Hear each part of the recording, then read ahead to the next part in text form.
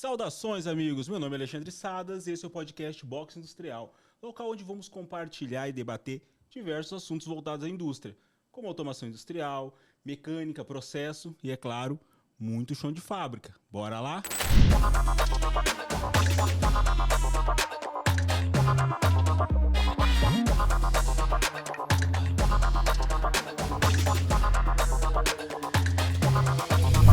Saudações mais uma vez. Bom, esse é o episódio da segunda temporada, o primeiro episódio da segunda temporada do Box Industrial. E como sempre, pessoas muito bem qualificadas na nossa bancada. Eu tenho o prazer de receber hoje Abner Rocha, Juan Martins. Pô, gente, obrigado, né? Valeu mesmo pelo convite aí de última hora, né? Por aceitar o convite de última hora. Queria primeiro presentear vocês com uma agendinha da patrocinadora, né? Olha aí. Claro. Obrigado. Muito obrigado aí, mesmo, Alexandre. Pô, então assim, ó, como de costume, eu quero que vocês se apresentem, falem um pouquinho aí o que levou vocês a chegar até aqui, por que vocês decidiram entrar nesse segmento, né? E aí a gente vai desenrolando, porque hoje o bate-papo vai ser sobre sistema pneumático, né? Que a gente vê aí eu sempre comento quando eu falo desse assunto, e a gente fala um pouquinho sobre isso, que hoje em dia na indústria, motores e sistemas pneumáticos são basicamente o que move a indústria, é o que movimenta a indústria. Então, ele tem provavelmente a mesma relevância, claro, com outras tecnologias, mas como os motores, né? Porque é impossível imaginar uma indústria sem motores. E hoje em dia é impossível imaginar uma indústria sem sistema pneumático. É o que movimenta. Então, eu quero primeiro que vocês se apresentem, falem um pouquinho aí da trajetória de vocês, e depois a gente vai desenrolar um pouco esse bate-papo, ok? Abner, por favor. Beleza, vamos iniciando aí. Eu, primeiramente, agradeço o convite, Alexandre. A gente já tinha comentado algumas vezes de conseguir reunir nesse momento. Aproveitei que o Juan estava aqui e falei, vamos lá para me dar uma ajuda. Automação industrial, tem 10 anos que eu atuo na área, sempre na área técnico-comercial.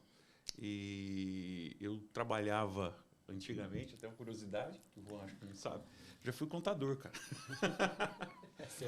Fiz contabilidade. E aí, em um determinado momento, eu falei, vou montar uma indústria, uma fábrica. Vim para o Mato Grosso do Sul em 2006, montei uma fábrica e eu já tinha um traquejinho, né, para a parte elétrica e parte de automação, mas na minha época era tudo muito analógico. E nessa fábrica eu descobri automação. E durante um tempo ali eu trabalhei tanto gerindo a fábrica como gerente de manutenção dela. Quem tinha que fazer era tudo eu. Então, nesse momento, eu me entendi que era uma vocação mesmo. Falei, poxa, vou cair para esse segmento aí. E aí, em um dado momento, eu vendi a empresa e tinha um colega iniciando uma distribuição aqui. E aí ele ofereceu a oportunidade. Falei, vamos lá. E aí comecei nessa área, e aí cursei lá automação industrial e vim trabalhando e estamos aqui hoje. Trabalho na Festa, fiz ano passado na Festa. Legal. E trilhando esse caminho. Então essa é a minha trajetória até aqui na área da automação industrial. Pô, que bacana. Juan? Muito obrigado também, Alexandre. Muito grato pelo convite. Vim de longe, né? Sou de Goiânia, encontrei o Abner aqui. A gente tinha uma agenda de visitas bem apurada. E na hora que ele falou, aceitei na hora. Falei, vamos lá, vamos conversar com o Alexandre, totalmente disposto. E minha vida profissional é um pouquinho diferente. Nunca fui contador. Sou totalmente da indústria. Entrei na indústria com 16 anos de idade. Olha que legal. Foi um convite meio aleatório, né? Eu trabalhava dando manutenção em bicicleta e uma pessoa me convidou, falou, cara, você não quer entrar para a indústria? Eu falei, quero, claro que quero. E aceitei o convite, ele me expôs à indústria, consegui uma vaga, entrei como menor aprendiz e entrei no curso técnico já de mecânica, né? Comecei na parte da curso técnico de mecânica industrial. E de lá para cá, fiz engenharia, entrei para o mundo da automação, trabalhei desde então, desde a minha vida inteira, atuando na indústria, né? Como a gente costuma dizer hoje, como cliente industrial, né? Sim.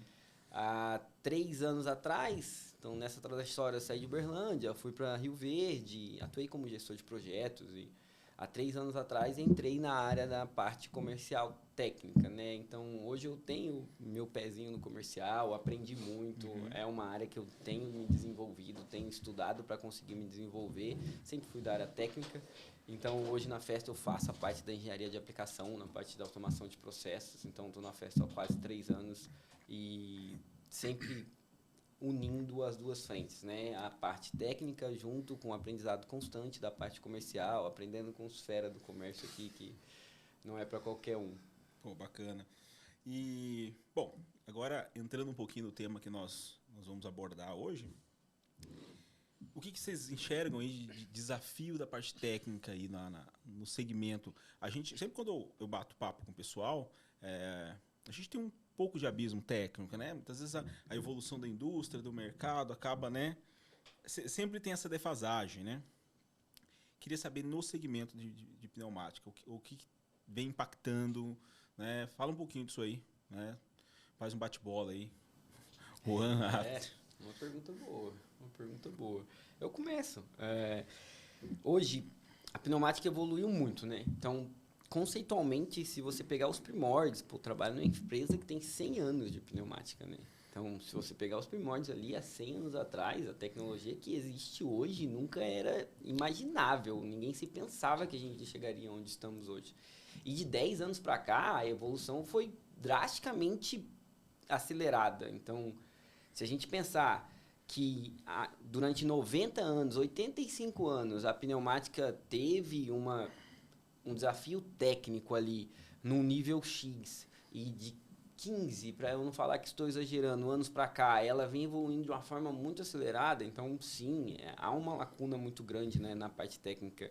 E eu enxergo que a ideia de que a pneumática é apenas um movimento simples de avanço e retorno, que sempre foi conceituada por cilindros básicos que existiam antigamente, talvez seja o que eu acho o maior desafio técnico hoje. Então, tirar isso da mente já é um caminho muito bom da pessoa que tem uma mente aberta de imaginar que a pneumática não é algo mais básico, não é um movimento simples de ir e volta, um movimento de descer e subir, avançar e recuar. Então, a pessoa já ter isso em mente já é muito bom.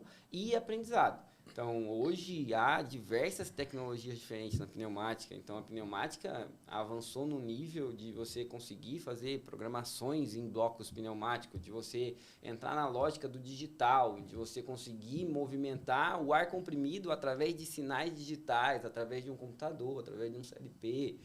Então, há muito a se explorar tecnicamente, na minha visão, nesse espaço, e é onde eu acredito que deva-se ter assim, o maior abismo técnico entre o mundo da automação industrial pneumática. Eu acho que está mais nessa parte mais avançada da pneumática de 15 anos para cá. O restante ainda é bem conhecido. Dentro desse abismo também, eu considero que pelo fato de chamar a pneumática de básico e pelo fato de a gente não enxergar, no máximo que a gente consegue visualizar dentro de uma fábrica é um tubo azul. Quando você vai na parte elétrica, tem os motores elétricos, você já tem mais contato. Hidráulica, você tem todo um trabalho na hidráulica. A pneumática, não. O ar simplesmente ele retorna para a atmosfera. Então, você não faz um retorno dele e não é levado a sério nesse sentido.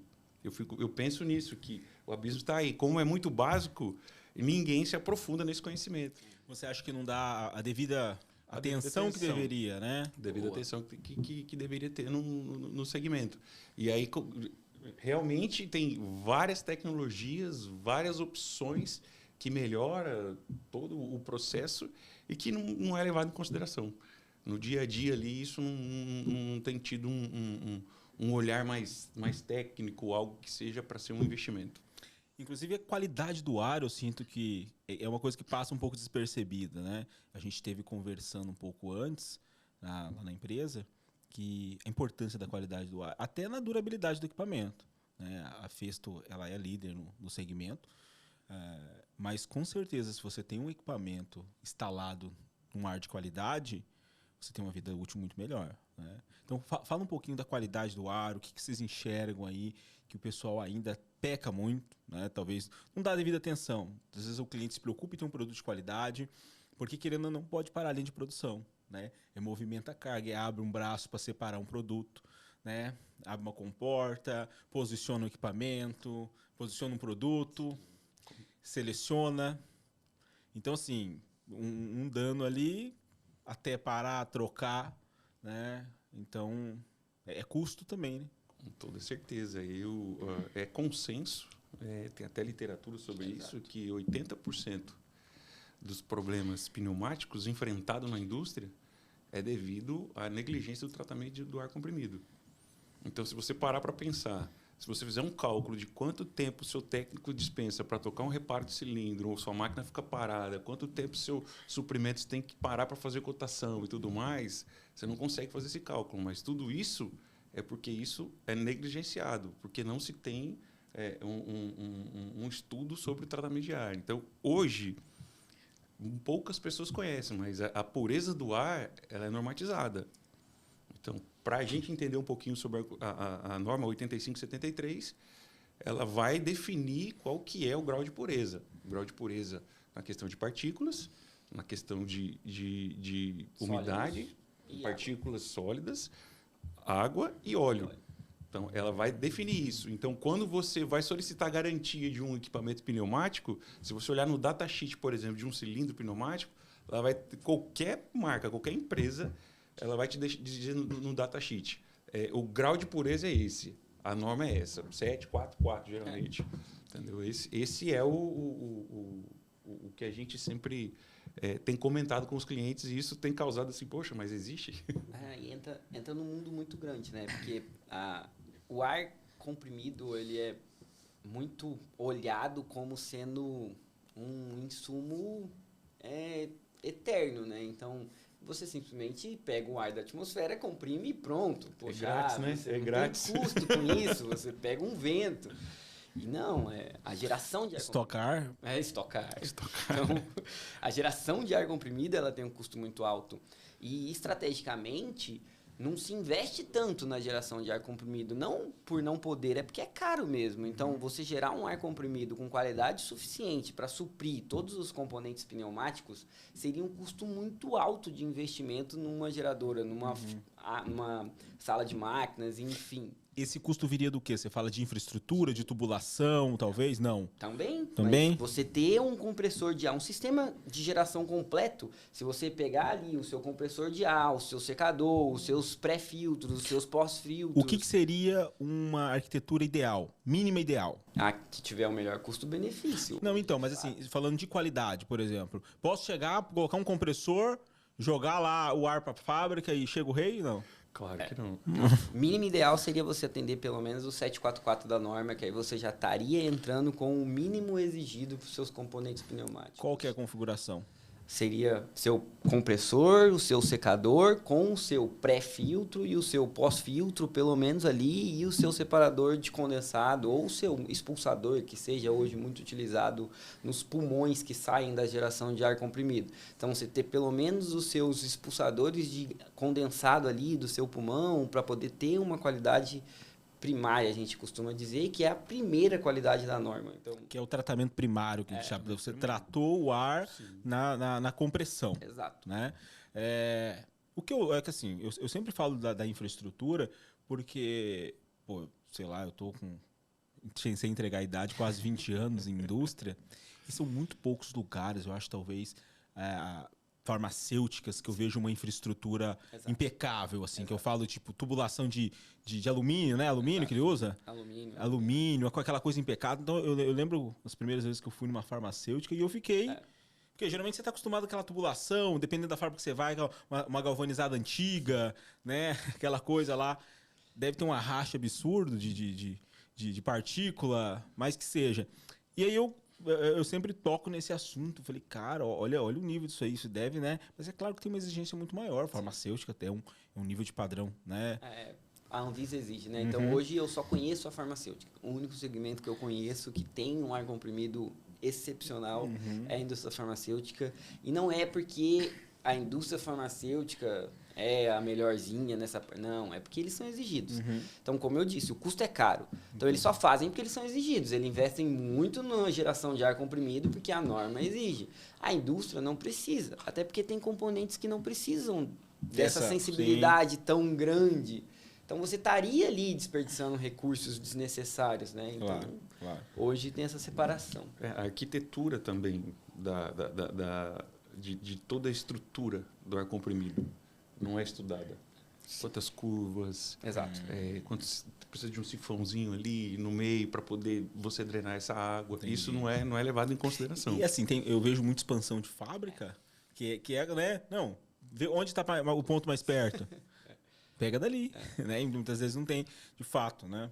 Eu vejo, claro, lugares que tem projeto, uma expansão muito, mas eu também vejo bastante cliente que naquela correria é o que tem a menos visibilidade. Começa pequeno, né? Então, Sim. se você imaginar, a indústria ela tem uma área territorial muito grande, geralmente no início, com o seu processo fabril pequeno, e ela vai expandindo. E você fez um projeto, às vezes, inicial, para aquele tamanho de fábrica, 2 linhas ali, Fabris, e a sala de compressor com 2 compressorzinhos estavam atendendo. E a empresa vai ampliando, vai colocando 3ª linha, 4ª linha, 6ª linha, e não tem esse reprojeto, né? A maioria dos casos que eu conheço não tem esse reprojeto. Apenas puxa uma tubulação nova, coloca um compressor a mais, coloca um secador a mais.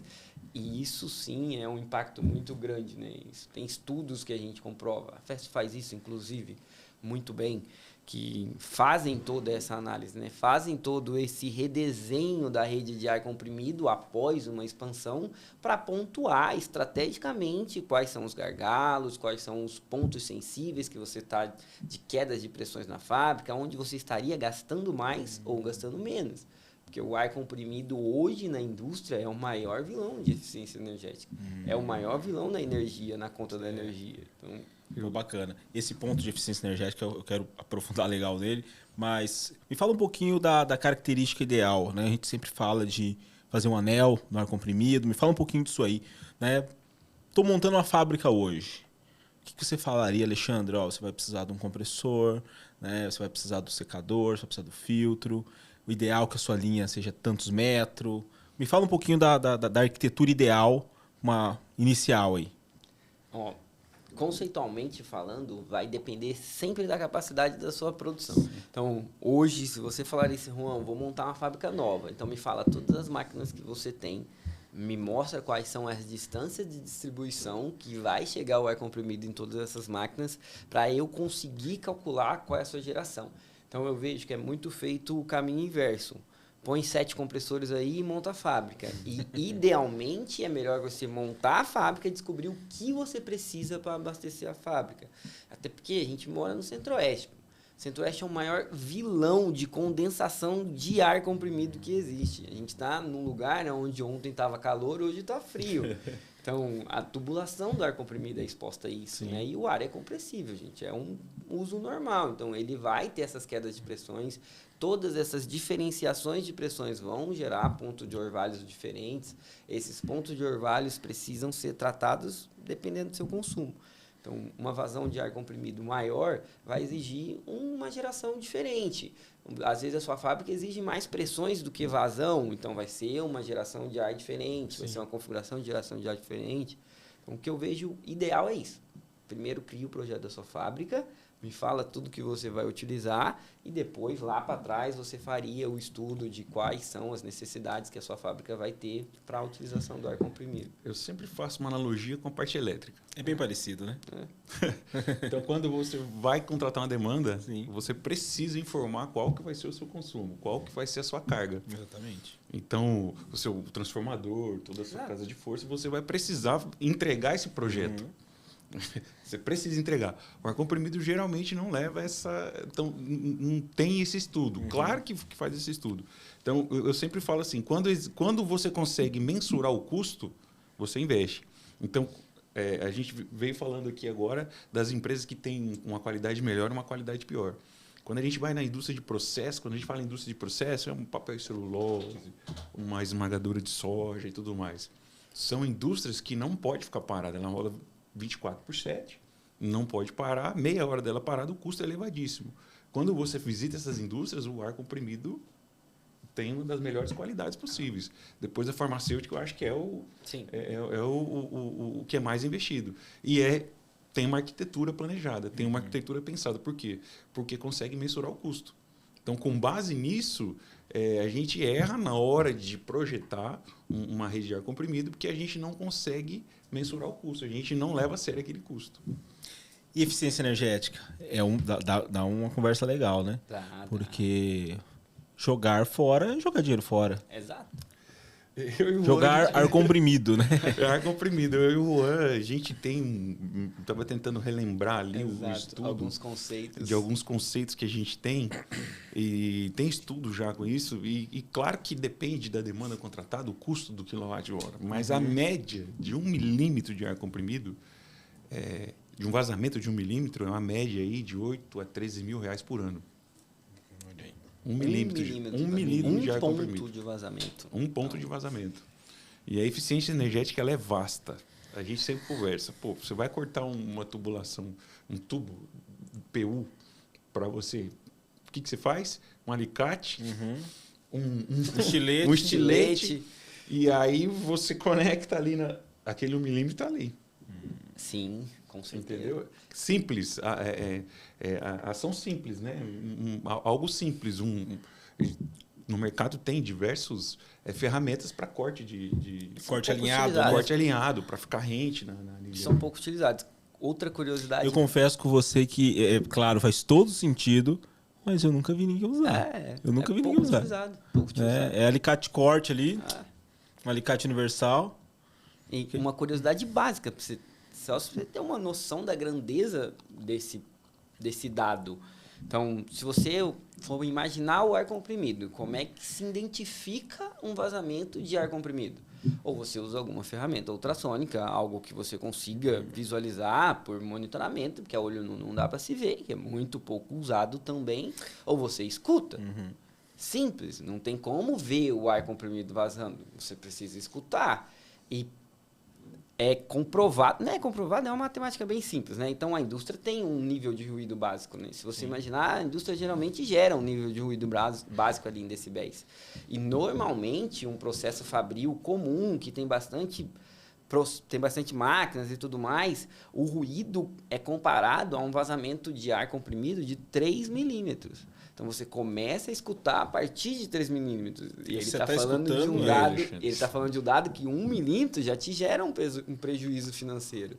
Então, imagina que você só escuta isso a partir de 3 milímetros com a fábrica rodando, é claro, né? Mas é um custo muito elevado. Com protetor auricular ou não, Juan? Isso é sem protetor Sem auricular. protetor auricular, então. Ar comprimido é caro. É um bem caro, é muito custoso produzir ar comprimido, só que a gente não tem essa noção, porque tá no ar, né? Tá no ambiente. A gente não olha com esse olhar tão crítico até você chegar nessa lacuna técnica. Tirar essa lacuna técnica da pneumática, né? É algo importante. A gente sempre fala isso, né? Que muitas vezes você tem que elevar um pouco o nível de consciência do cliente para a gente poder, né, dar solução.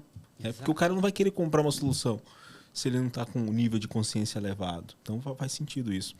Cara, o pessoal que é de eficiência energética é um prato cheio. Sim. Vocês já viram aquele equipamento da Fluke? Sim. Que, cara, eu acho brilhante aquilo, né, cara? Eu acho baita ferramenta, né? Que ele pega a imagem, né?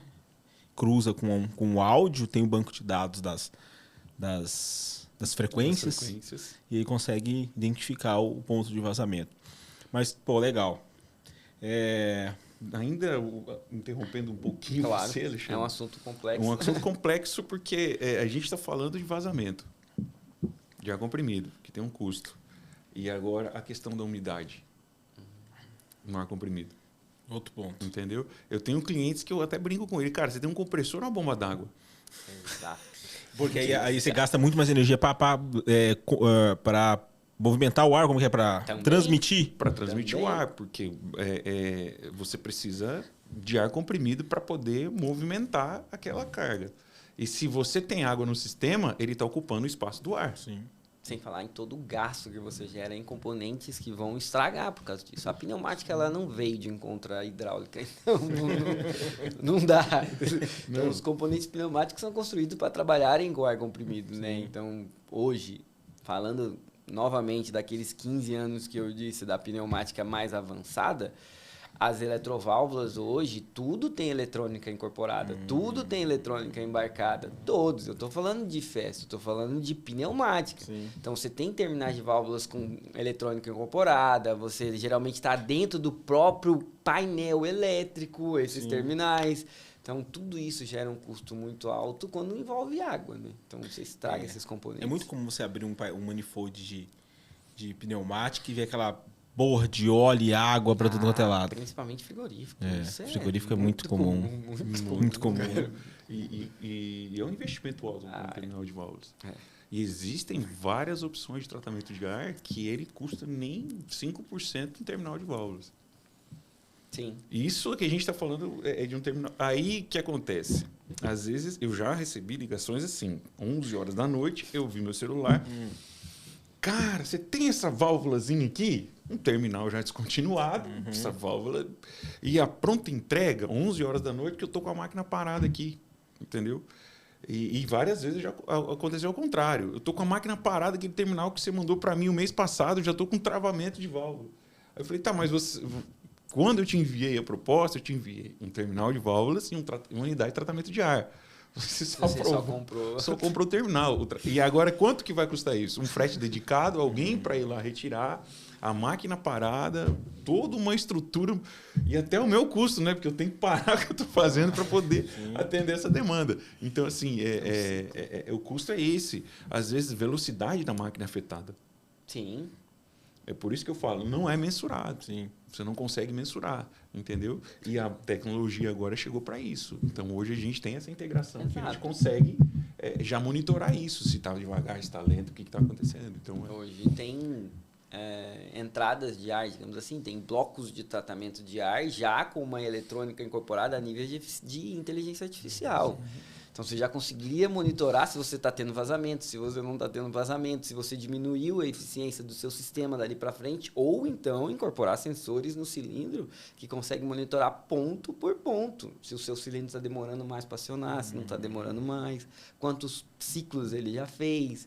Então, realmente, é igual eu disse, de 15 anos para frente, a pneumática evoluiu muito. Não, a gente estava conversando e você comentou sobre aquela válvula configurável, Exato. né? Que eu fiquei até chocado, porque assim, eu sempre falo que o nosso contato é relativamente pouco, porque a gente faz automação, né? Talvez liga lá no manifold, mas né, isso geralmente fica com o pessoal da mecânica que monta toda a estrutura. É comum que seja assim. Então, assim, o maior contato que eu tive é quando eu fiz meu curso lá atrás, né? Liguei as mangueirinhas no Senai, né? Fiz o pistão, tá? Aquilo lá. E aí, quando você me falou, cara, você pode configurar a válvula que você quiser. Né? Se você quiser um 5-2 vias, independente, você configura ela. Pô, que bacana. Esse terminal de válvula, inclusive, o contato seria 100% da automação. Dificilmente a mecânica entraria nesse terminal de válvula. Exatamente. 100% automação. Sim, automação total. Totalmente programável. Você tem que plugar lá o seu cabo Ethernet lá, pegar o sinal via SLP, entrar no seu computadorzinho. Então, é um terminal muito avançado. E a gente não está falando de algo que vai ser o último do mercado. Não, continua evoluindo. Depois dele ainda continuamos evoluindo. Vai ter muita tecnologia incorporada ainda. Digitalização da pneumática. Exato. E às vezes a gente acha que isso é algo distante. Só tem na Europa. Não, Três Lagoas tem instalado. Três Lagoas já tem vários projetos em andamento. Três Lagoas. Aqui dentro do estado já em andamento. Então, assim, é investimento que tem sido feito justamente para poder melhorar a qualidade do processo, para melhorar o processo e monitorar o processo. Claro. Isso demonstra a importância, né? A eficiência, tá tudo conectado. Tá tudo conectado. Boas práticas. Fala um pouquinho de boas práticas da instalação, boa prática de manutenção. A gente já falou um pouco de filtragem, do cuidado que muitas vezes não é relevante com a água, com a umidade, né? Mas me fala mais um pouquinho, instalação correta, o que você que é comum, né? Além da mangueira ser cortada com alicate, o que é outros pontos comuns aí que a gente encontra na indústria que a gente precisa se conscientizar? Ô, Alexandre,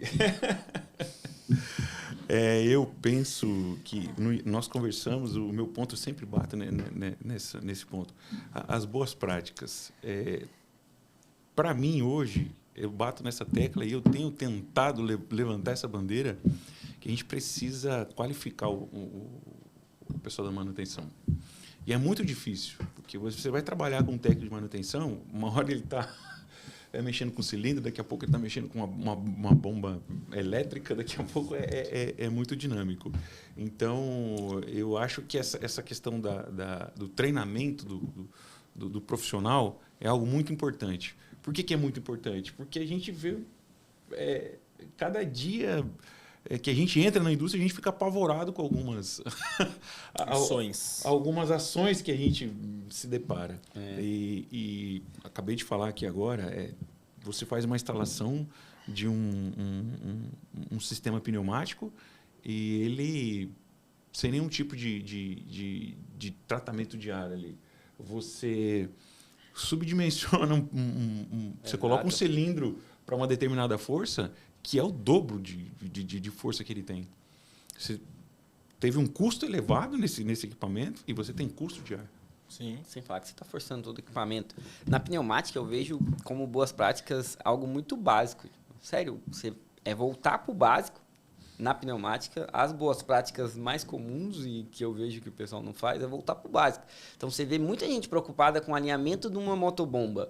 Você vê muita gente, pessoal fazendo alinhamento de uma motobomba, fazendo alinhamento de um mancal, se preocupado, e ninguém se preocupa com o alinhamento do cilindro. Colocar o cilindro para trabalhar forçado, você desgasta prematuramente de forma que eu não consigo mensurar o simples reparo.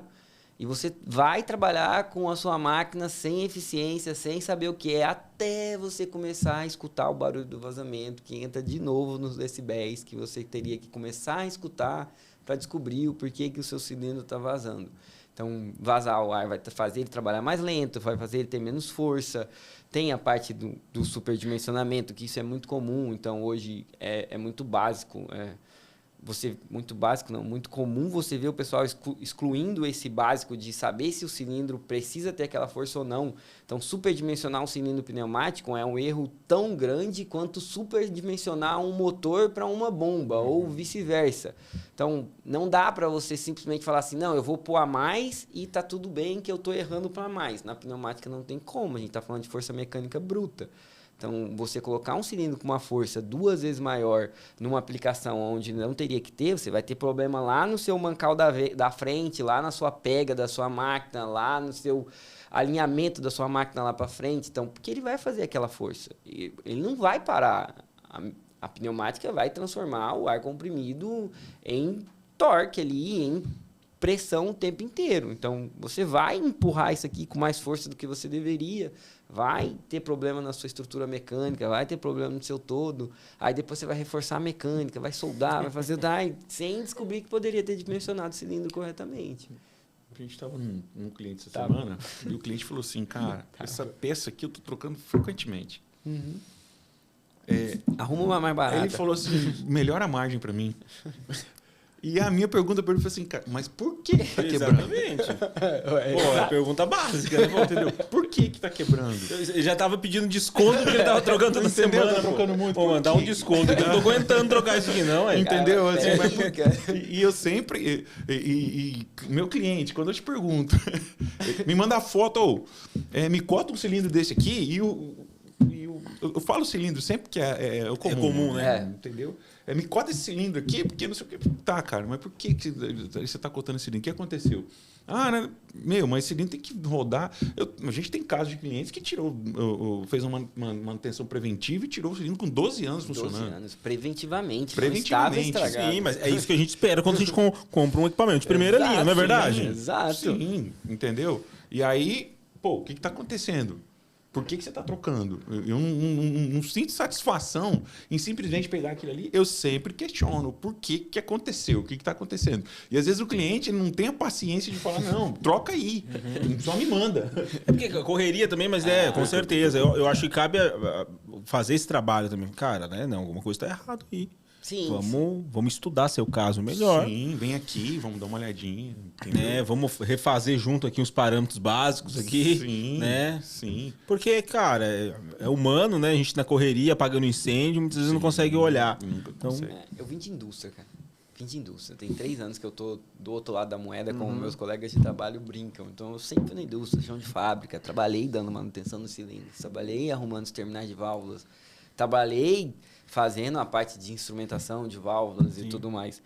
E eu entendo toda essa correria. Eu sei que é difícil. Existem times específicos da manutenção que são destinados a essa estratégia, porque o outro que está atendendo a corretiva ali, diariamente, ele não tem realmente esse tempo. Então, entendo que tem que se trabalhar, a indústria tem que entender que a manutenção não é só um gasto, a manutenção ela pode se tornar um aliado muito forte para a lucratividade da indústria. Então, eu creio fielmente, talvez por ter vindo da manutenção a vida inteira, mas creio fielmente que ela é um dos braços mais fortes, inclusive, porque pode automatizar processos, pode reduzir gastos, pode aumentar a produtividade. E esse período de estratégia, ele vem, né, de encontro com a evolução da industrialização, tem sido, eu pelo menos enxergo que tem sido mais visto o técnico como um técnico mesmo, e não só como o cara que vai lá e arruma e troca o cilindro. Então, tem mudado. Tem indústrias que eu ainda vejo essa cultura, ainda, infelizmente, talvez que o cara não tem tempo, mas tem indústrias que realmente eles têm uma visão muito mais ampla. Tem o especialista, tem o inspetor, Exato, que geralmente tá lá para ver esses pontos, cara. Pô, tá numa estratégia bem bacana. Sim. Não, claro. A gente vê muito isso nos nossos clientes também. São níveis de maturidade diferentes, né? Sim. Tem clientes meus, teve um cliente mesmo que a gente atende, que faz um trabalho, cara, bem bacana, que eu não é comum ver, né? Eles, cara, montaram uma escola dentro mesmo, e aí eles fazem o treinamento com os equipamentos que usam. Cara, a gente usa Festo, então vamos comprar uma bancada da Festo, pega o equipamento da Festo, troca o reparo, então tira talvez o cara lá, o instrumentista fica uma semana fazendo aquele treinamento dedicado aos equipamentos, porque é complicado se você faz um treinamento lá, né, muito superficial. Exato. Você tá, né, você é superficial, pô. Mas não, é mais direcional os treinamentos desse cliente. Então, eu achei muito bacana. Então, pô, cara, a gente usa tal plataforma aqui de automação, né, mas vamos ver no nosso caso, como é que a gente coloca aquele dispositivo que a gente tem aqui na rede. Né? Então, assim, é bem direcional. Então, achei bem bacana. Que eu acho que é preciso fazer isso, senão você não vai conseguir, né? Vai ficar aquela rotacionando. É o loop infinito, apagando incêndio do loop infinito. Pô, que bacana, gente. Cara, é um universo. Me fala um pouquinho das outras unidades de negócio. A gente falou muito do pneumático, né, das válvulas. A gente começou a falar um pouquinho das novas tecnologias. Eu quero que vocês entrem um pouco, né, nos outros 3, vamos dizer assim... Nas outras 2 ali. Outras 2, exatamente, unidades de negócio. E quero que fale um pouco mais da tecnologia, né? O que vem vendo aí, o que vem trazendo com a 4.0, essas novas tecnologias nesse universo da pneumática e outros, né? E as outras unidades de negócio que a Festo tem. Cara, o que eu enxergo hoje, eu vou até pedir sua ajuda, Abner, é que a indústria 4.0 ela vem evoluindo os dados de processo e o monitoramento, né? A necessidade de monitoramento. Então, hoje, traz-se muitos dados para dentro do seu supervisório, para dentro da sua inteligência, para dentro da sua análise industrial. E as outras unidades de negócio da Festo vêm de encontro a essa evolução mesmo. Então, a pneumática, a Festo tem 100 anos, cara. Então, tem 100 anos, é uma indústria de 100 anos. Então, a pneumática já existe há 100 anos. Sim. Somos os pioneiros, então a pneumática já existe há 100 anos. E dentro da pneumática há suas limitações. É uma tecnologia substituível totalmente? Eu acredito que não. Tanto quanto a hidráulica, eu também acredito que não. Ela tem as suas capacidades particulares ali, né? Quando que usa hidráulica, quando usa pneumática? É bem básico, mas só pra gente... Força. Básico é força. A pneumática tem uma força limitada, a hidráulica tem uma capacidade de força maior. E aí vai entrar também grades alimentícias e tudo mais, aonde a hidráulica não entraria. E essa necessidade de imputar todos esses dados traz novas tecnologias.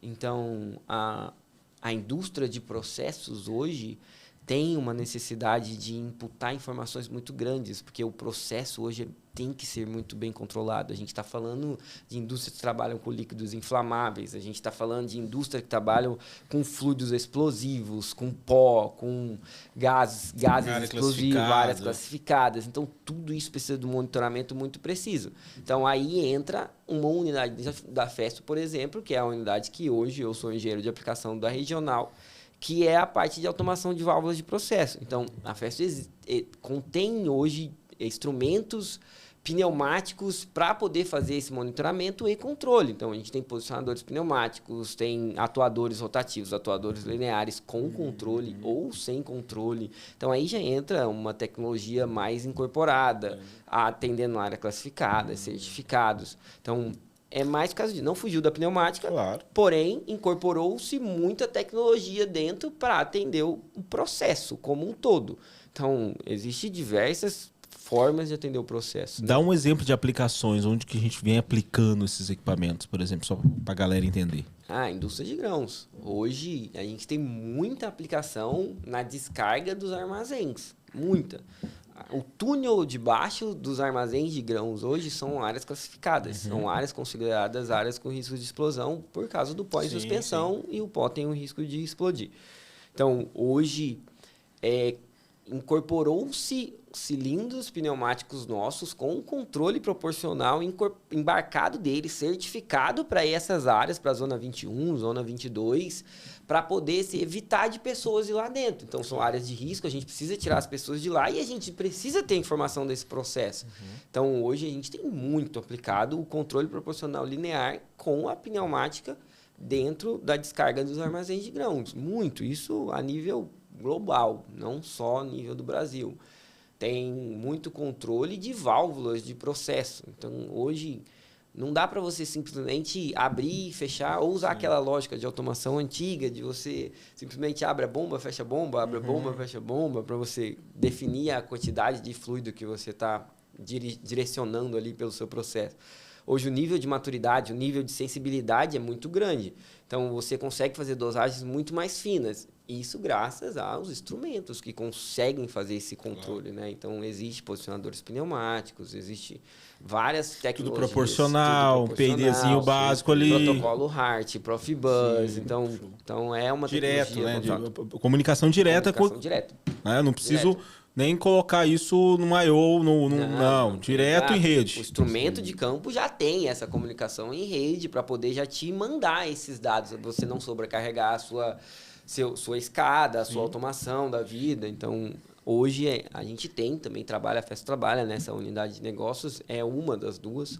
A segunda eu vou deixar o meu amigo Abner falar um pouquinho. Não, a gente tem que continuar falando um pouquinho dessa indústria de processos, porque uma das inovações é o nosso cilindro de controle proporcional linear, que sempre foi algo...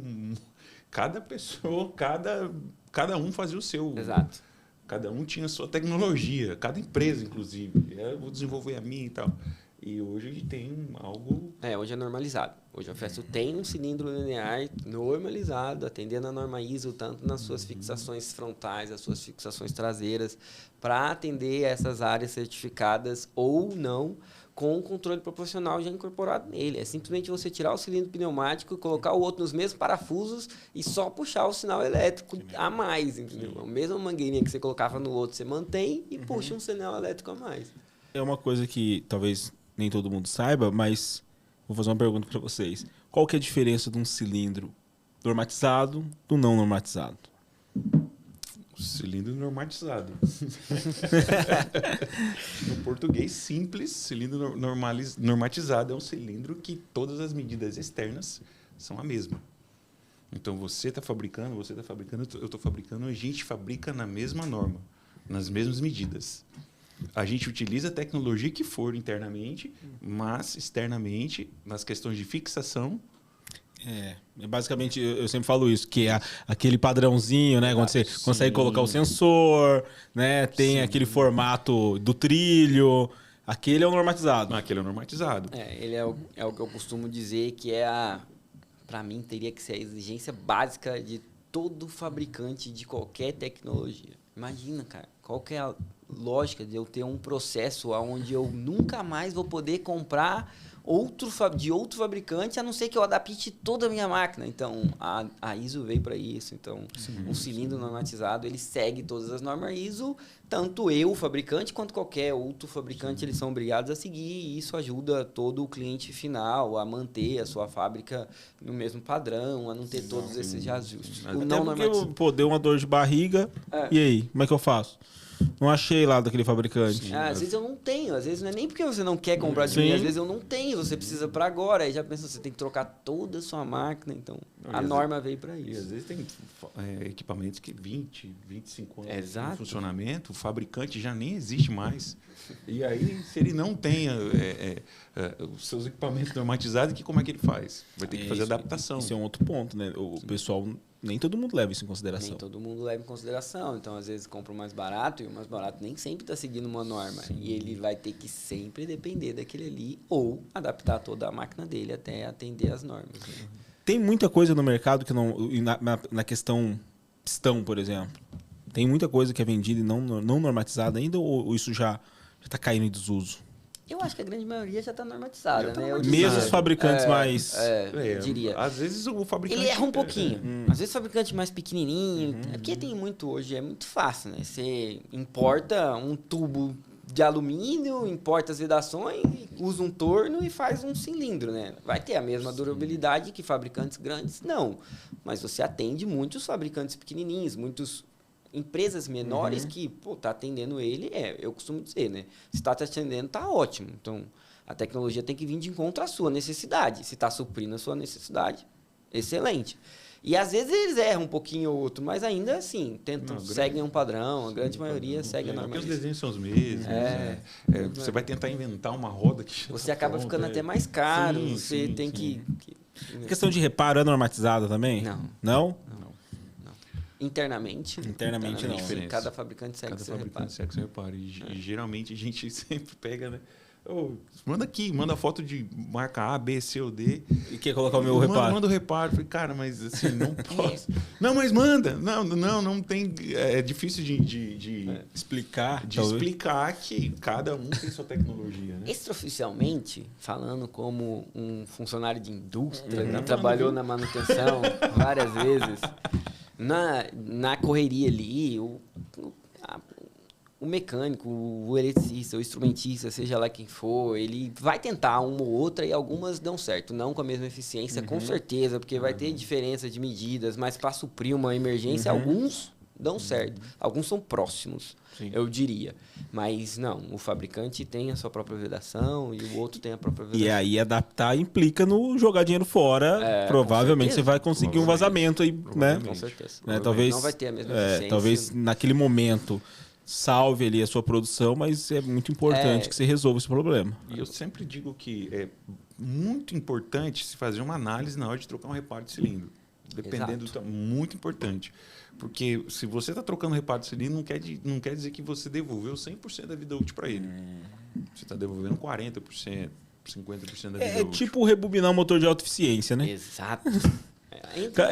Entra, né? O cara vai todo feliz, comprou um motor de alto rendimento, não cuidou do motor, queimou, mandou no seu Zé lá, pô, baita trabalho, o seu Zé faz artesanal, mas já era alta eficiência, pô. Você não sabe nem a pureza do cobre que o seu Zé usou. Já era, exato. A vedação vem da mesma forma. O reparo de cilindro, hoje, a gente faz, pô. A Festo tem lá relatórios que ela pode emitir, justamente porque ela só repara cilindros, tem a área de serviços, né, na Festo, só repara cilindros que ela garante que você vai ter eficiência. Então, ela vai te dar uma garantia de 12 meses de novo em cima do reparo. Então, para reparar, é feito todo um estudo, um laudo, falando, esse aqui compensa. Esse aqui é mais fácil você comprar um novo. Não adianta. E volto a dizer, se você está trocando muito reparo, algo tá errado. De certo não está errado. Exato. Que loucura. Né? E para a produção, né? Para a produção. Para a produção.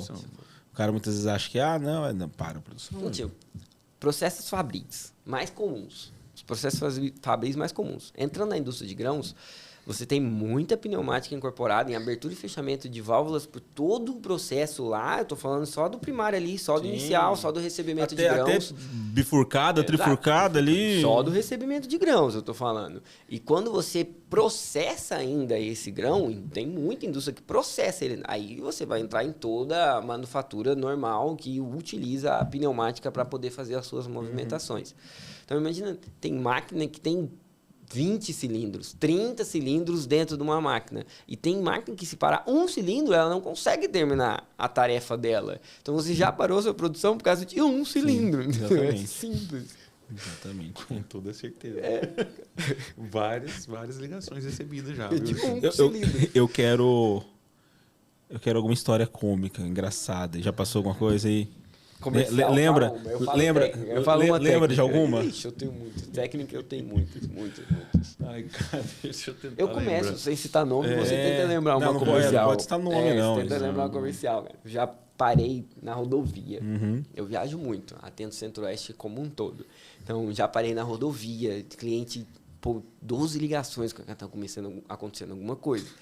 E dificilmente clientes, tipo, me ligam. Uhum. O Abner era o gestor de uma conta, né? O Abner é o gestor da região dele.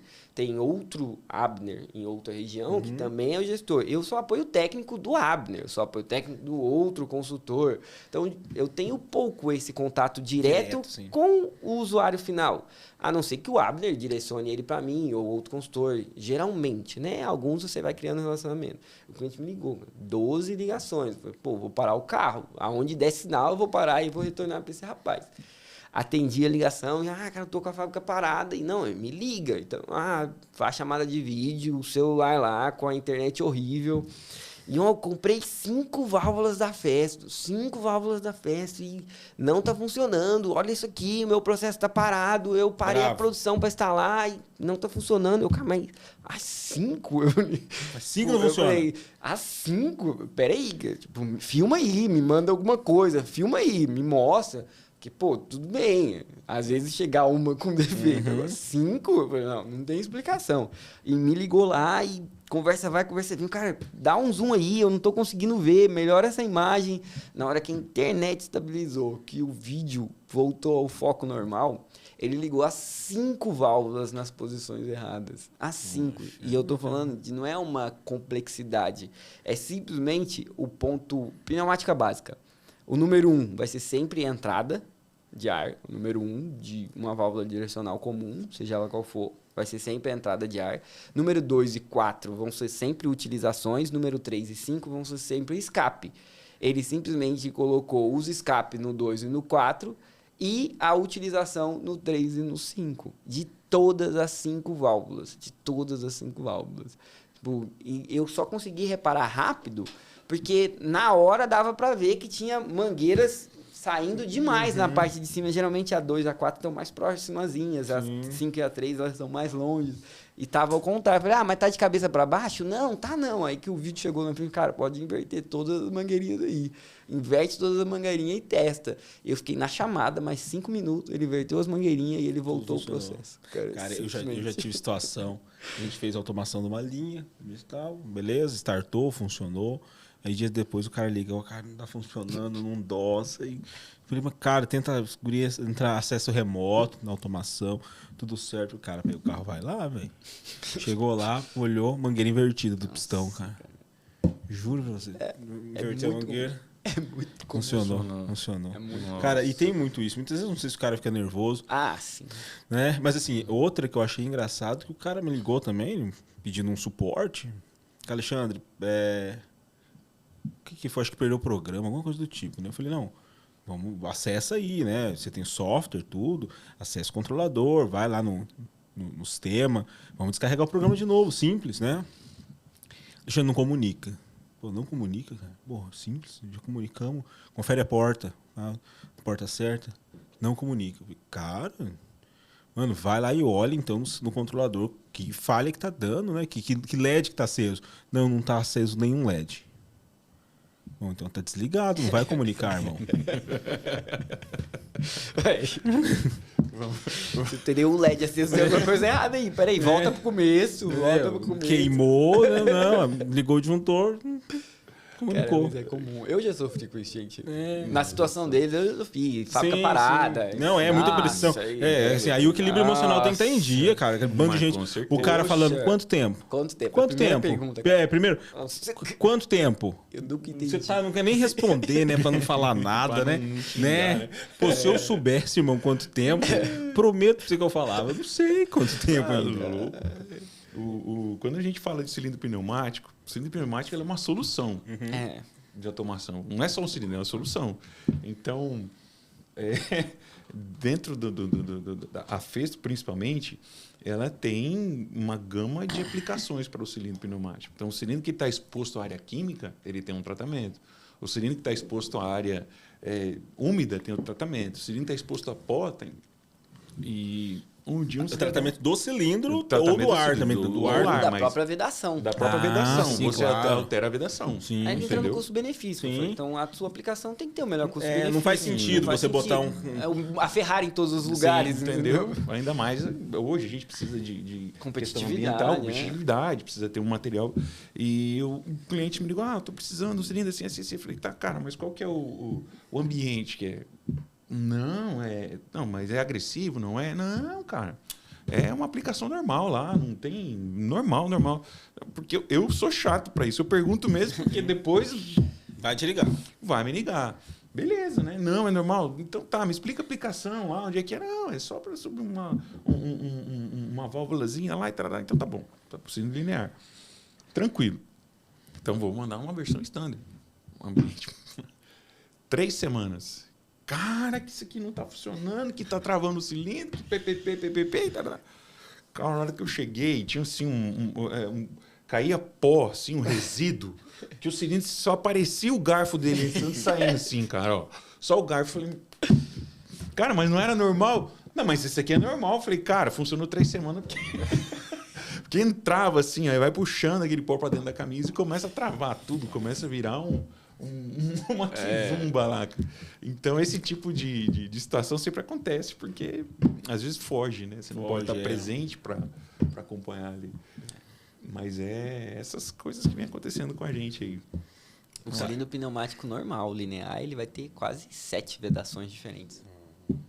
Que você pode aplicar em processos diferentes. Então, Faz toda a diferença. quase Né? 7 vedações diferentes. Então, isso é importante. Cara, outra pergunta. E mangueira? Faz diferença? Claro que faz. Pô, mas tem mangueira tudo azul, pô. A diferença de preço é tão grande. Não vai. Me convença a comprar uma mangueira boa. Me convençam. Eu te convenço. Me convença Eu te agora, por favor. convenço. Você quer uma mangueira que vai parar o seu processo depois de 3 meses de uso ali, numa canaleta, a 20 metros de altura, com 40 metros de tubulação de mangueira, mais 20 mangueiras lá dentro que você não sabe nem qual que tá vazando.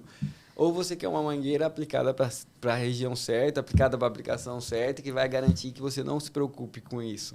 Tá, mas assim, me fala as principais diferenças aí. O que dá de problema? Coloquei a mangueira mais vagabunda. Achei na internet, lá no Mercado Livre. Olha aqui, ó.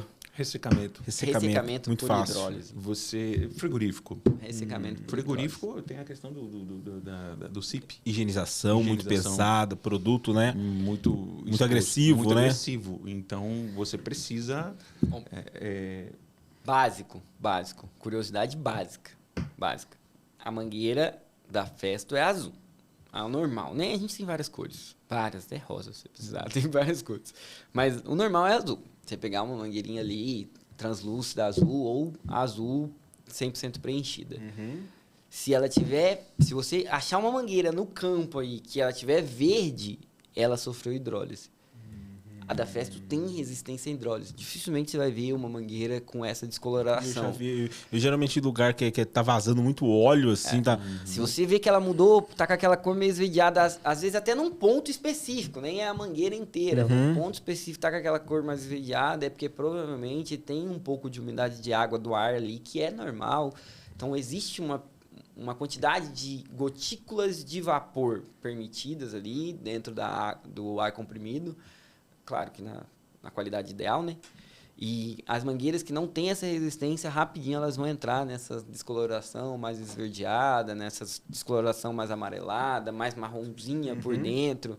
Então, isso já é um indício de que não tinha uma qualidade boa naquela mangueirinha ali. Atende a sua aplicação, mas ela não tem a qualidade que vai dar a durabilidade que você precisa.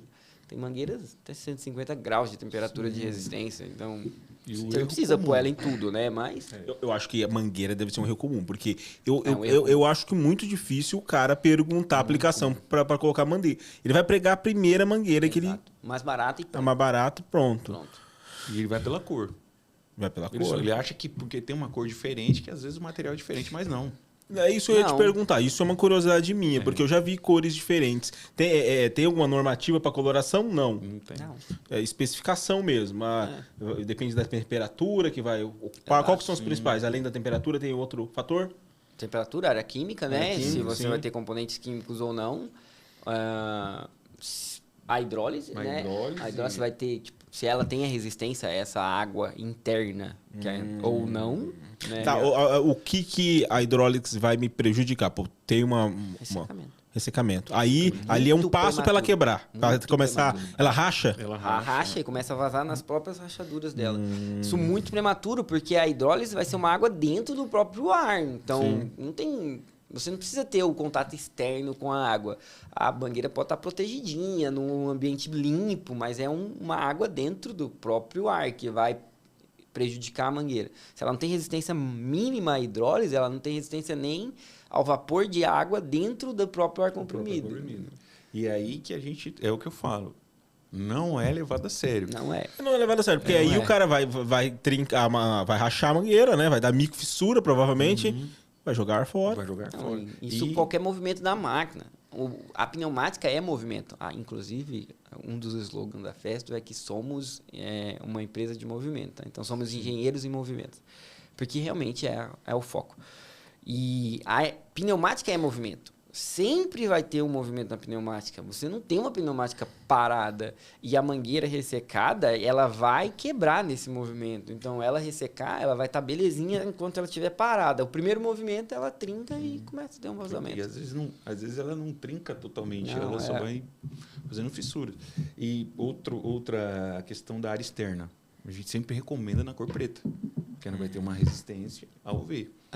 Entendeu? E outro erro comum.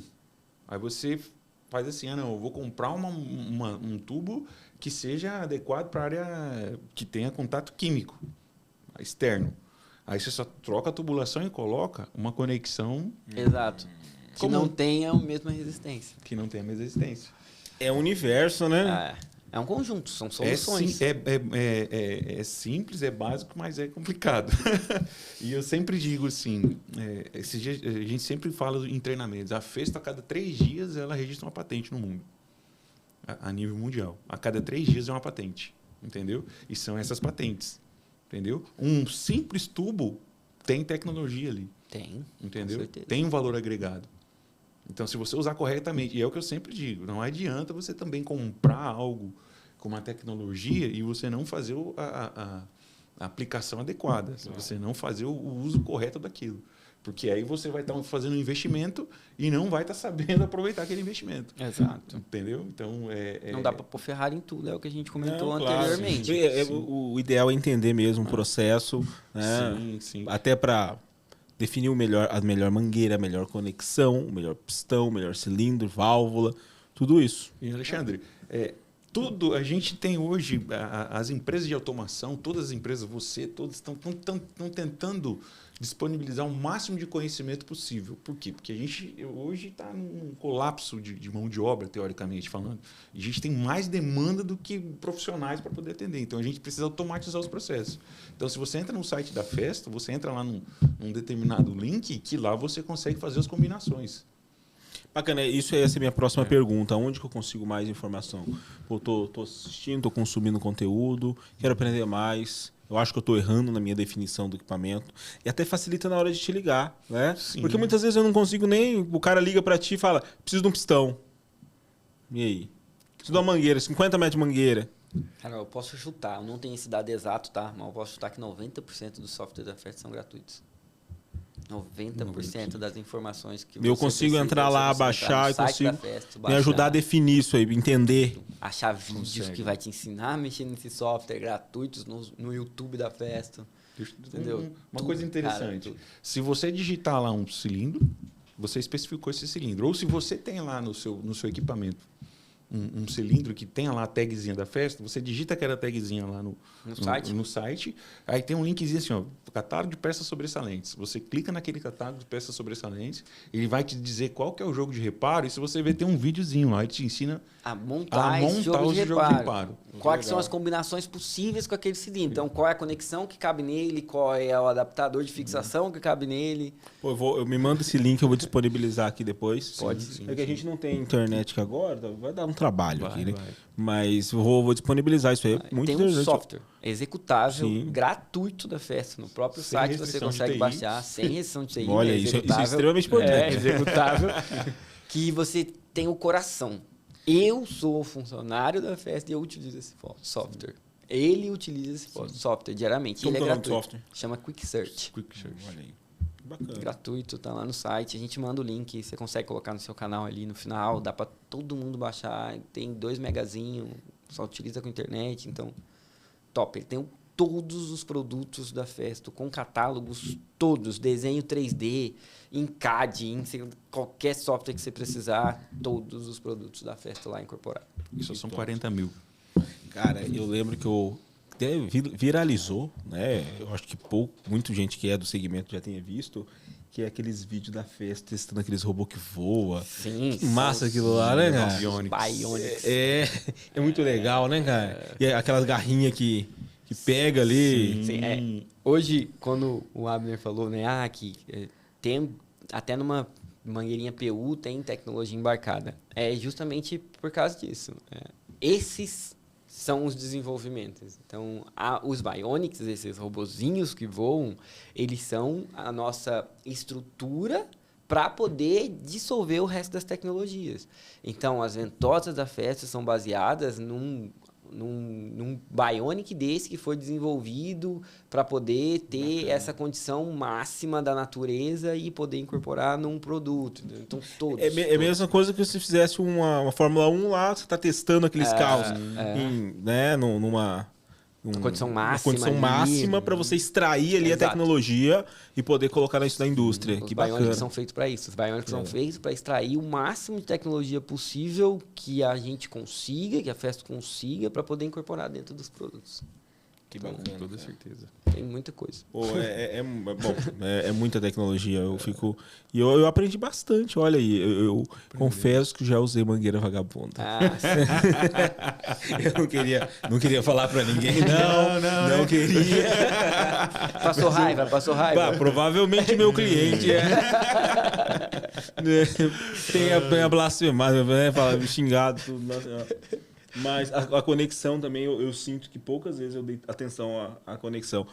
Pistão, né? Talvez eu vou atrás ali, quando eu preciso, vou atrás para entender a aplicação, isso sim, pistão. Sim. Né? Agora, a conexão e a mangueira, concordo que eu não dava muita atenção. Tem conexão que é simplesmente inutilizável depois. Tem conexão que é tão ruim... Tem um custo muito barato também, eu não posso negar. Tem gente que precisa disso, né? Sim, como eu disse, vai da necessidade. Claro. Mas tem conexão que é tão ruim que depois que você engatou, você não tira mais sem quebrar. Acabou, você não usa ela mais. Que então, absurdo, né? O custo. E a conexão rápida, né? Conexão rápida. Conexão de engate rápido, né? Era só engata. Tem, a própria conexão tem tecnologia embarcada. Então, lá dentro tem toda uma aranha, tem toda uma presilha. Não, eu já vi mesmo, a conexão que você coloca, depois ela não sai mais. Não sai. Você aperta, não sai mais. E às vezes ela sai, e aí você danifica as anilhas. Exatamente. Lá, você coloca novamente. Já era. Já tá vazando, já tá você nem escuta o vazamento. Joga dinheiro fora. Você nem escuta o vazamento. Olha aí, a gente não dá moral para as conexões e nem a mangueira. Tem muita tecnologia, tem muita coisa no site, no YouTube, tem muita coisa no site. Tem a terceira unidade de negócio que a gente não comentou, que é Qual que é a terceira? Que é a linha de Electric Automation, automação elétrica. Entendeu? A Festo já tem CLP há 30 anos. Então tem todo... E agora tem todo um investimento e tem toda uma divulgação e tem toda uma estrutura técnica dedicada para automação elétrica. Então, a gente está falando de eixos elétricos, servomotores, tá falando de Foco, driver. processo, máquina, os Sim, dois. Sim, o foco é atender a evolução da tecnologia. Então, a gente tem pneumática com controle proporcional, a gente tem pneumática com feedbacks analógicos, porém, com a precisão que a elétrica consegue entregar, não. Com a velocidade de acionamento que a elétrica consegue entregar, não. Vai distinguir a pneumática? Não, como eu disse, são tecnologias que eu acredito que nunca vão sair. Sim. Mas dentro de partes onde que exijam que tenha uma precisão maior, que exijam que tenha uma velocidade de acionamento maior, movimentos com maiores capacidades, hoje já se utiliza mais a parte elétrica. Então, fim de linhas, paletizadores, robôs, transportes, pick and places, seja o que for, mas nessa parte de fim de linhas, vai a parte da automação elétrica, ela vai de um encontro muito melhor a essas soluções. Até porque você vai ter uma defasagem, provavelmente, não vai compensar esse investimento para, Sim, né? Até isso. Então, imagina você tendo que programar um paletizador e você precisando de movimentos o mais rápido possíveis. A pneumática não vai te dar uma interpolação. A elétrica você já consegue incorporar nos drivers e você consegue fazer uma interpolação num CLP. Então, você já consegue fazer movimentos juntos. Esse movimento aqui, fazendo juntos. Então, com a precisão e velocidade que a aplicação exige. Hoje, você vai empacotar caixas em velocidades absurdas, né? Para você criar pallets e entregar na logística no que você precisa. A pneumática talvez não conseguiria entregar tudo isso. Claro. Então... E bacana que no site você consegue em 5 minutos montar um paletizador. Exato. No site da de graça. Olha aí. É muita informação. Muita hoje, né? muita informação. Tem que parar um pouco de rolar o Instagram. E rolar um pouco o site da festa, exatamente, tá olha que maravilha. Vai. Tá, como é que você... A gente falou bastante disso também, mas pontue agora uma tecnologia, né? Você fala, cara, olha isso aqui, né? Achei muito bacana. Uma tecnologia que você tem lá seu carinho especial. E fala um pouquinho também, quero que vocês falem um pouquinho como é que vocês imaginam daqui 5, 10 anos, o que você acha que veio para ou tá vindo, ou alguma coisa que fala, cara, ó, daqui 10 anos eu imagino, 5, 10 anos eu imagino que vai tendenciar essa tecnologia para esse lado aí, nesse segmento. Quer começar? Você tem um filhinho de estimação? Você tem, deixa que eu falo primeiro, depois você fala do seu. Eu sempre fui muito analítico, fui contador. Sempre fui muito analítico. Eu acho que a gente ter informações e ter dados sempre é importante. E a Festo hoje tem o Festo EX, que é também uma ferramenta de monitoramento. Entendeu? Então, como é que você sabe que o seu cilindro hoje, seu atuador pneumático, ele está entrando em desgaste? Que ele está com velocidade menor do que o normal, que ele está com 100% do rendimento dele. Você não sabe hoje. Entendeu? E às vezes você acha que você precisa fazer um investimento absurdo, montar uma infraestrutura, não. Um sinalzinho ali que você puxa do seu CLP, você já consegue monitorar. Com aquele sensor que você já tem lá, independente da marca que for, você tem aquele sensor, você já consegue puxar os sinais, você consegue fazer o monitoramento desse cilindro. Ele tem que ser magnético. Tem que ser Sim, magnético. Né? Tem que ser magnético. É um sensor que você coloca nele? Não, é o sensor. Você já tem o sensor. Ah, você já tem o é um sensor. software. Sim. Ah, tá. Ah, Você já usa o sinal do sensor, de aberto e fechado. Sim. Né? Com todo um mapeamento de 100 anos de experiência de uma empresa de pneumática, incorporado numa inteligência artificial que consegue fazer todas essas análises, todos esses cálculos para saber se o seu cilindro está desgastando, se não está desgastando, Bacana, o que você está tendo de retorno ali, se você está com eficiência baixa ou não em todos aqueles componentes. Porque eu acho que não tem para onde a gente correr mais. Não tem, porque não tem mais espaço. A gente não consegue acompanhar a formação de profissionais com a demanda. Cada vez vem aumentando a demanda. A gente não consegue e está cada vez mais distante. Então, quando mais distante estiver, mais você precisa de automação, mais você precisa ter a questão da manutenção preditiva. Sim, entendeu? claro. Você precisa ter um monitoramento para você entender. E eu sempre digo, se você consegue medir, você consegue decidir. Exato. Se você não consegue medir, você não consegue decidir. Não então, se mensura nada que não se mede. Não tem condição. Então, se você não sabe o que está acontecendo, e a gente tem um equipamento que é o E2M, eu chamo que é o síndico do suprimento de ar da sua máquina. Sempre falo, ele consegue monitorar a vazão, consegue monitorar a pressão e ele consegue te dar o consumo da sua máquina. E tem muita gente que não sabe, mas, por exemplo, se você tem um vazamento de 1 milímetro na sua máquina, ela em funcionamento, a hora que você desliga esse vazamento aumenta. Porque aí aumenta a pressão e aumenta o vazamento. E você tendo um equipamento que está monitorando isso, você consegue falar, ó, eu estou consumindo mais ar do que o normal. E agora a gente tem toda uma questão de eficiência energética, tem toda uma questão de energia limpa. Claro, até falando um pouco do ESG, né? Isso está tudo ligado, tudo se conecta. Vivemos num mundo com consumo que não é infinito, né? Recursos limitados. Recursos limitados.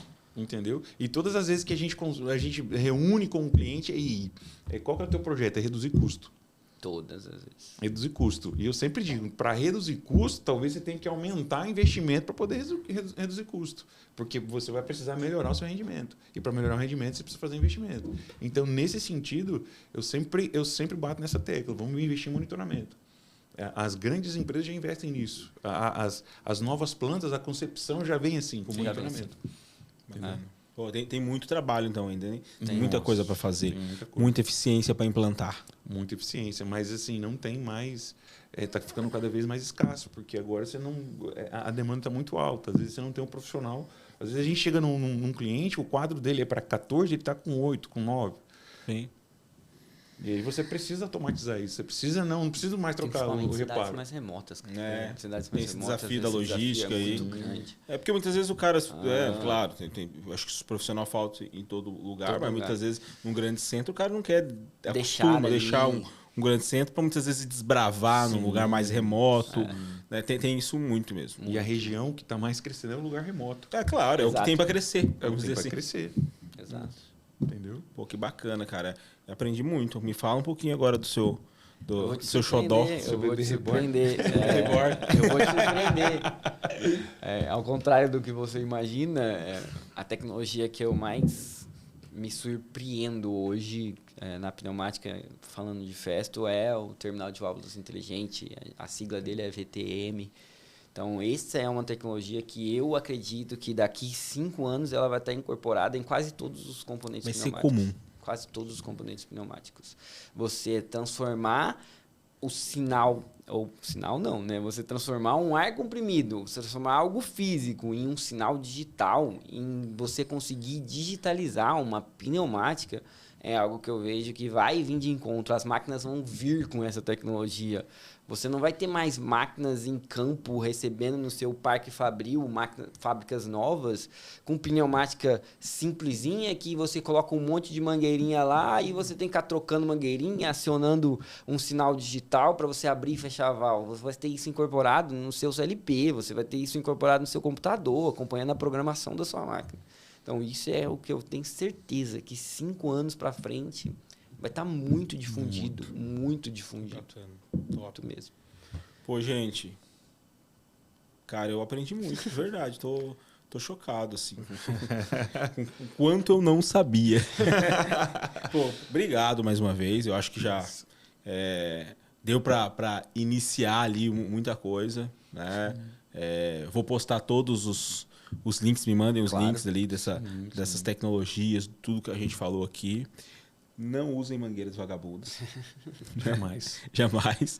E, pô, obrigado, de verdade. Obrigado por essa aula aí que vocês me deram hoje. E eu tenho certeza que o pessoal vai gostar muito desse conhecimento aí. E é bem isso, né? Quando a gente eleva o nível de consciência, pô, quanto solução não pode nascer, quanto de economia a gente não consegue né, trazer para o cliente. Pô, que bacana, cara. E é muito comum, né, cara, esse desperdício nesse ponto, né? O cara muitas vezes tá desperdiçando, vai lá e coloca um compressor maior ainda. É o mais comum. É o mais comum, né? Cara, não tá dando certo aqui. É o mais comum. Não tira os vazamentos, vamos colocar um compressor, né? Eu fui gestor de projetos, pra gente conseguir encerrar. Fui gestor de projetos numa indústria onde a gente ganhou, né? Então, a gerência de projetos, pega CAPEX e a gente defende uma torre de investimento para o ano anterior e ela é aprovada e a gente assume todos esses projetos para poder lidar com ele durante o ano. E a gente, quando eu entrei na empresa, início de março de 2021, se eu não me engano, 2020, 2021, já tinha essa torre de investimento aprovada. Então, eu peguei a torre de projetos feita por outra pessoa. Sim. E tinha um investimento aprovado com 1,3 milhões, 1,4 milhões para poder ampliar a sala de compressores, para poder ampliar a capacidade de geração e fornecimento de ar comprimido para o nosso Parque Fabril. E nessa ideia, a gente fez primeiro a pré-análise. Então, contratamos, inclusive foi a Festo, contratamos para fazer toda essa pré-análise. Ela fez toda essa pré-análise, todos esses estudos, entregou um relatório do tamanho de um livro, que até dá medo quando você vê, você fala, nossa, é muita ação para fazer, e com ações de baixo custo, médio custo e alto investimento, com ações de recursos básicos ali, físicos mesmo, fala de pessoas para você fazer, e às vezes outras que precisam de um projeto, de uma equipe maior. A gente executou as ações de baixo custo e de pessoas, tipo, de níveis de pessoas baixas, que estavam lá no gráfico. A gente deve ter gastado uns 230 mil reais, mais ou menos, para fazer isso. Eu tô falando no caso real, tá? Eu fui o gestor de projeto. E a gente desligou 2 compressores. 2 compressores. Olha aí. A gente não gastou dinheiro para comprar outro compressor. Cara, é Eu fascinante não isso, esperava, né? de verdade. Quando eu fascinante. iniciei o projeto, Sim, eu não sim. esperava. Tá? Então, foi uma premissa do meu diretor industrial. Então, inclusive, na época, ele já tinha essa expertise, 60 e poucos anos de vida, 40 Sim. e tantos anos de indústria. Bem maduro, né, cara? Já... 40 e tantos anos de indústria. O cara entra lá e fala, ó, o rolamento tá com... Então, foi uma experiência bem bacana. Então, deu para ver na prática ali o legal. quanto realmente é comum. Cara, não tem ar comprimido suficiente, põe mais uma máquina lá, põe mais um compressor de R$1 milhão lá. Então, isso é o mais comum e dá para resolver isso com um pouquinho de análise ali a fundo, Pô, que dá para bacana. resolver isso. Que legal. Isso é fascinante. Gente, mais uma vez, obrigado. A gente encerra por aqui com muito conhecimento. E eu, quando voltar para Dourado, vai ser um prazer recebê-lo de novo. Com certeza. Né? Pode Traz contar as com a novas gente. tecnologias, o que está acontecendo aí. E vamos fazer negócio. Vamos sim. Conte com a gente. Show. Obrigado. Bacana, Alexandre. Agradeço o convite aí. Não vai dar para vir todas as vezes que eu venho para Dourados aqui contigo, porque eu venho toda semana. Eita, ferro. Vi todas as vezes que eu vier. Não, então, vamos Duas vezes no equalizar. ano, Vamos equalizar. Tá ótimo. Tá ótimo. Mas eu agradeço, a gente já se conhece há algum tempo e eu acho que essa troca de experiência aqui, a gente está aqui para servir mesmo, para tentar Exato. compartilhar o conhecimento. Entendeu? Então, agradeço aí o convite e estamos à sua disposição. E, pessoal, conta com a gente. Pô, show. Conta com Mais a uma gente. vez, obrigado. Fico muito grato, Alexandre, e pode contar com a gente.